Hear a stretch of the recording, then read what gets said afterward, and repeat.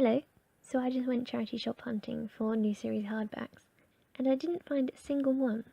In fact, I just found a load of horrible histories. So I did what any logical person would have done, and purchased all the ones I didn't have on eBay.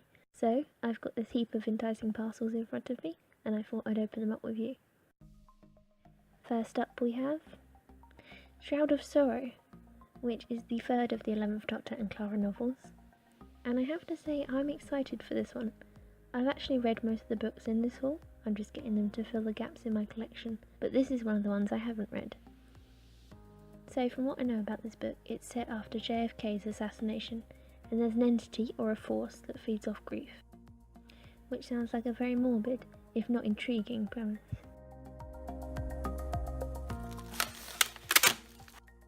Next in this very well protected parcel is The Doctor Trap, which, despite me saying I've read most of these, is another one I haven't actually read. Obviously a Doctor and Donna story, which from what I can tell from the blurb does exactly what it says on the tin. Somebody's trying to trap or hunt the Doctor. But apparently the Doctor Trap has a few twists and turns which quickly divert your expectations. So I look forward to giving this one a read. Next up, Snow Globe 7. I don't know why, but I really like this cover. And the premise isn't too bad either.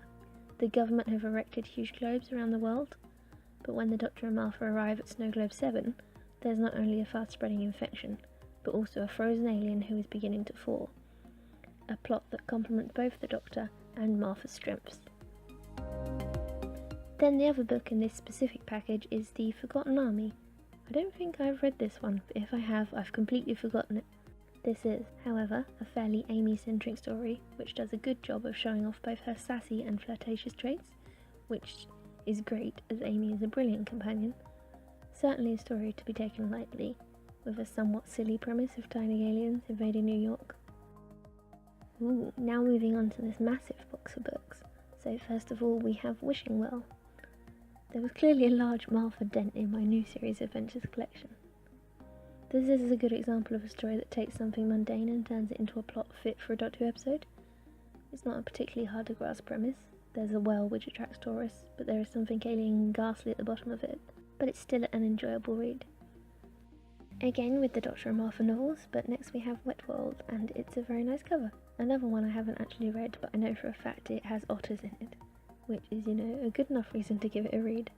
When I was looking up reviews before purchasing, I saw somebody comparing this to Frontios, as the two stories deal with a colony under attack. A meteorite crash, again reminiscent of Frontios, causes flooding on the planet Sunday, but that's not the only thing it brought with it. But forget that, there's evil otters in this story. Another one I can't wait to delve into. But sadly the book itself is a bit scuffed on the back. I'll have to delicately delve into it. Next up in this box we have Feast of the Drowned. I can't believe I didn't already own this. To me this is one of those stories that you always find in school libraries. I just see it all over the place, but not in my collection apparently. I guess it is quite a haunting concept though, so maybe that's why I avoided it when I was younger. For those who haven't listened to David Tennant's gripping narration of this story on audio, then it's essentially a ghost story, in which victims of a recent sunken naval ship start appearing all over London. But with this being a Doctor Who story, there's obviously likely an alien cause involved. Next up we have Judgment of the Judoon, which is actually another one I read in the school library and unfortunately wasn't very impressed with. If you're into sleuthing and those sorts of stories, then it might be up your alley. But whilst it was fun to see the 10th Doctor team up with a teenager and a Judoon, unfortunately it wasn't fun for me. But this picture of a Judoon does look really cool though. Then we have another 10th Doctor and Martha novel, this time it's Pirate Loop, which is a fun Doctor Who pirate story, at least more enjoyable than Curse of the Black Spot. So if you're looking for a light-hearted Who read that doesn't take itself too seriously, then I'd suggest this one. And then the last book in this box is Touched by an Angel, which is one of the 11th Doctor, Amy and Rory novels, which was my favourite TARDIS team, and it's an awesome Weeping Angel story with quite a sad concept. So this story deals with death in quite a sad way, which most of the other new series adventures don't really touch on, as they're, generally speaking, targeted at a younger audience. So it's nice to have a story that shows how ruthless the Weeping Angels can be. So these are the new series adventures I got from this haul. They're not too battered, which is always good, and those spines are looking particularly eye-pleasing. So it's a couple of days later, and I've got another suspiciously book-shaped parcel, and it is of course another 10th Doctor and Marvel one. This time it's Sick Building. This is another one with a quirky concept. Family live in this futuristic dream home, and it's under peril. It's a good book. There are certainly some fun elements in it, but unfortunately it does drag a bit towards the end. And it's a couple of days later again, and I've just picked up my final package full of new series adventures, so let's get this open.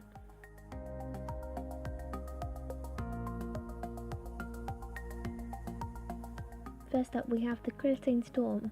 Last year I made a video about my top 10 favourite modern Doctor Who books, which I'll leave in the description if you're interested, and this had a very secure place on the list.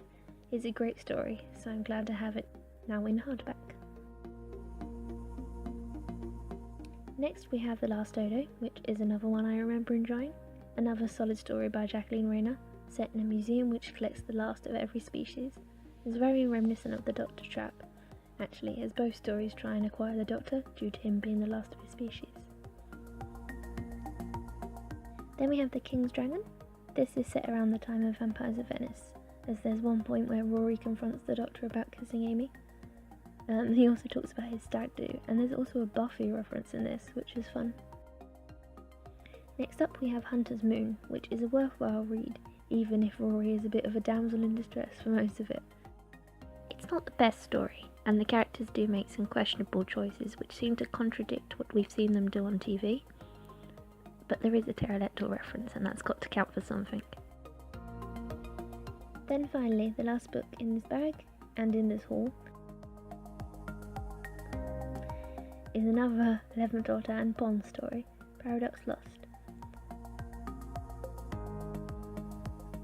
This is another fun timey-wimey Doctor Who story by a consistently awesome Who author, and it's set in Series 6.